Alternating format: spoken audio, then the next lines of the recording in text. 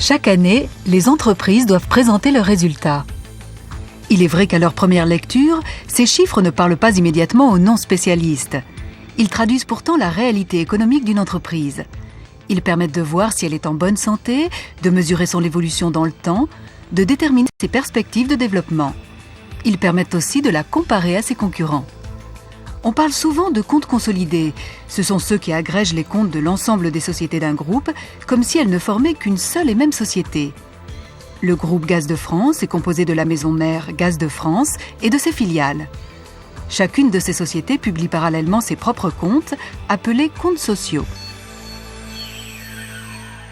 Ces comptes, consolidés ou non, sont constitués des 3 principaux états financiers que doivent publier chaque année toutes les sociétés et tous les groupes. Le compte de résultat, le bilan et le tableau des flux. Voyons à quoi sert le compte de résultat. Le compte de résultat montre la richesse produite par une entreprise durant l'année écoulée et comment cette richesse a été obtenue. Le principe est simple. On cumule tout ce que les entreprises du groupe ont vendu et leur a rapporté de l'argent. C'est ce que les financiers appellent les produits. On en déduit ensuite tout ce qu'elles ont dû payer pour mener à bien leur activité. C'est ce qu'on appelle les charges. Pour plus de clarté, produits et charges sont classés par nature. Ce qui relève de l'exploitation, ce qui a trait à la gestion financière et ce qui est exceptionnel. Nous venons ainsi d'identifier 3 étapes. On calcule tout d'abord le résultat d'exploitation, puis le résultat financier et enfin le résultat exceptionnel. C'est l'addition de ces 3 résultats qui nous donne le résultat net, qui mesure la richesse produite durant l'année écoulée. Tout d'abord, le résultat d'exploitation. Les principaux produits d'exploitation proviennent des ventes de biens et services fournis aux clients. C'est le chiffre d'affaires. Le chiffre d'affaires est un indicateur important. Sa progression traduit la croissance d'une entreprise. Pour réaliser ce chiffre d'affaires, les entreprises doivent acheter des biens et services à l'extérieur, du gaz par exemple. Elles doivent aussi payer des salaires et des charges sociales, et également acquitter certains impôts et taxes. Consommations externes, charges de personnel, impôts et taxes constituent l'essentiel des charges d'exploitation. Lorsqu'on les déduit du chiffre d'affaires, on obtient un autre indicateur important, l'excédent brut d'exploitation, l'EBE. Il mesure la rentabilité économique des entreprises et leur capacité à autofinancer leur développement. Mais on remarquera que l'EBE n'a pas pris en compte un élément essentiel. Dans le cadre de leur exploitation, les entreprises ont également besoin d'équipements, de machines, de bâtiments, etc. Pour préparer le renouvellement de ces biens qui s'usent au fil du temps, elles mettent chaque année de l'argent de côté. Ce sont les amortissements. Dans leur gestion, les entreprises doivent aussi anticiper ce qui se passera dans les années futures. Elles doivent donc mettre de côté des sommes destinées à faire face à des risques probables ou à des charges dont le règlement interviendra plus tard. Ce sont les provisions. On notera que ces amortissements et provisions constituent des réserves qui ne correspondent pas à une sortie effective d'argent. Quand on déduit de l'EBE ces amortissements et provisions, on obtient le résultat d'exploitation. Cet indicateur clé traduit la santé économique des entreprises et leur capacité à se développer parce qu'elles ont su développer leurs ventes et maîtriser leurs charges. Avec le résultat d'exploitation, nous venons de franchir la première étape qui mène au résultat net. Abordons à présent la deuxième étape, le calcul du résultat financier. Dans leur fonctionnement au quotidien, les entreprises manient beaucoup d'argent. Elles encaissent leurs factures et doivent parallèlement payer leurs fournisseurs, verser régulièrement les salaires, etc. Entrée et sortie d'argent ne coïncident pas toujours dans le temps. Les entreprises sont donc parfois conduites à emprunter, ce qui engendre des charges dites financières.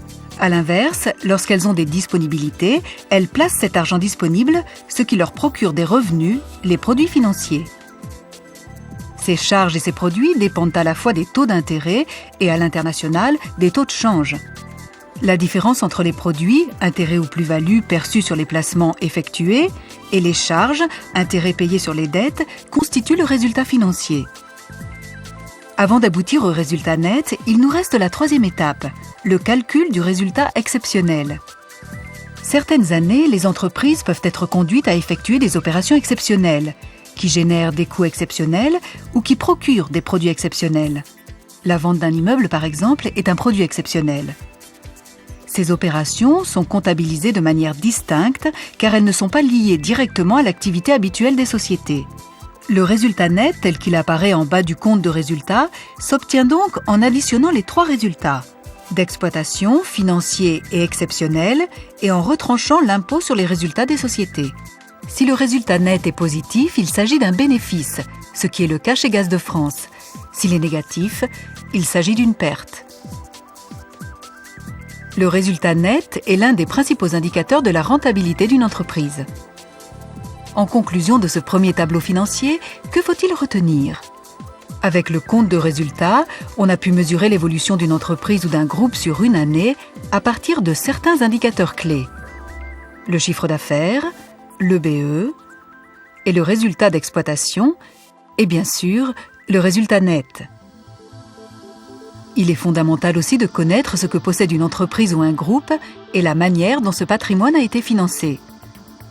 Tout cela apparaît au bilan.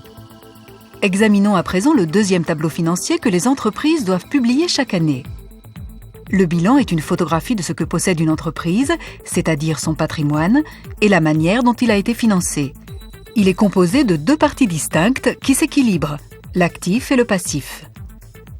L'actif du bilan regroupe tout ce que possèdent les entreprises, c'est-à-dire tous les moyens matériels mis en œuvre pour les faire fonctionner. Dans ce patrimoine, on distingue les biens, qui ont une longue durée d'utilisation, de ceux qui se renouvellent rapidement. Les premiers constituent les immobilisations, comptabilisées sous le terme « actifs immobilisés ». Les seconds sont comptabilisés sous le terme « actifs circulants ». De quoi sont composées les immobilisations ? Il s'agit des usines, des terrains, des immeubles, ainsi que des titres de participation dans d'autres sociétés. Il s'agit aussi des fonds de commerce, brevets, licences, logiciels informatiques, etc. L'actif circulant, quant à lui, inclut les stocks et les encours de production. Il comprend également les factures non encore réglées par les clients et l'argent que les entreprises détiennent en banque ou ont placé sur une courte période. Le mode de financement de tout ce qui apparaît à l'actif du bilan figure au passif. Au passif du bilan, on distingue deux postes essentiels, les capitaux propres et les dettes.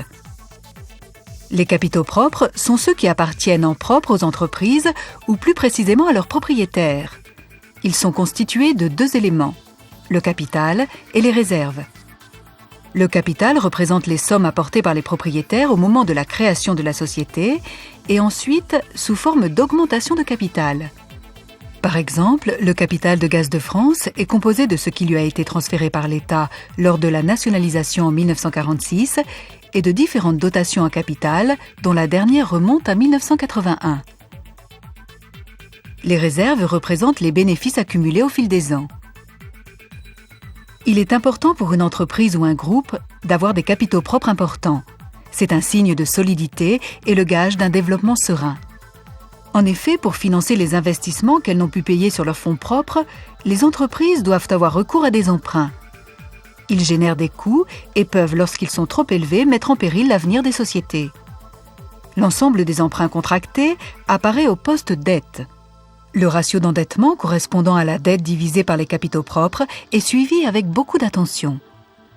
Si ces projets d'investissement sont très importants, la société peut procéder à une augmentation de capital pour augmenter ses fonds propres et ainsi augmenter ses possibilités d'investissement. On notera par ailleurs que le passif du bilan prend également en compte les provisions, qui sont les sommes mises de côté pour couvrir des risques ou des charges à venir. Que faut-il retenir du bilan ? Le bilan donne une photographie de ce que possède une entreprise en fin d'année. Il permet aussi et surtout, en comparant les capitaux propres et les dettes, à travers le ratio d'endettement, de mesurer la solidité financière d'un groupe.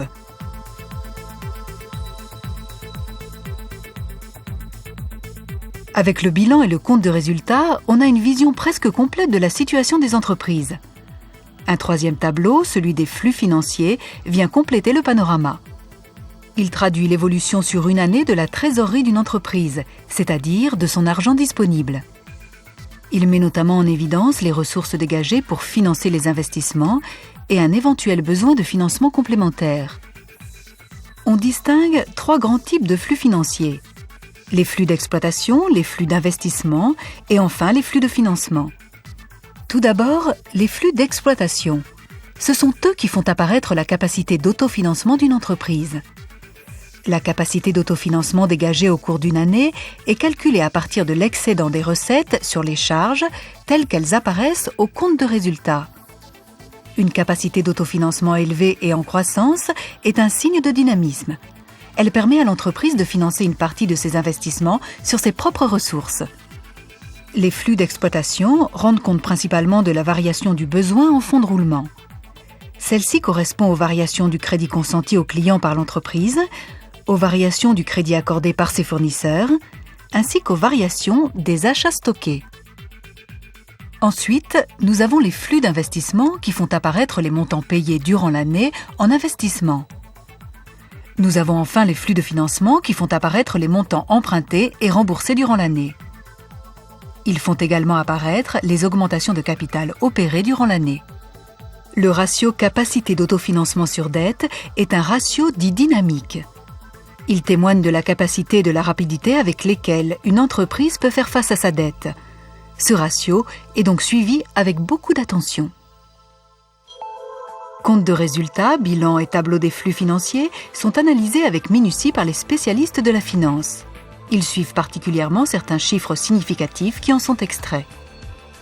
Nous l'avons vu, ces chiffres clés sont le chiffre d'affaires qui traduit la croissance, le BE et le résultat d'exploitation qui traduisent la performance économique, le résultat net qui traduit la rentabilité, l'endettement comparé aux capitaux propres qui est un élément fort d'appréciation de la solidité financière, la capacité d'autofinancement qui traduit la possibilité de financer ses investissements à partir de ses propres ressources, le ratio capacité d'autofinancement sur dette qui témoigne de la capacité d'une entreprise de faire face à sa dette, et les investissements eux-mêmes sur lesquels est assis le développement. Il s'agit là des principaux critères pris en compte par les agences de notation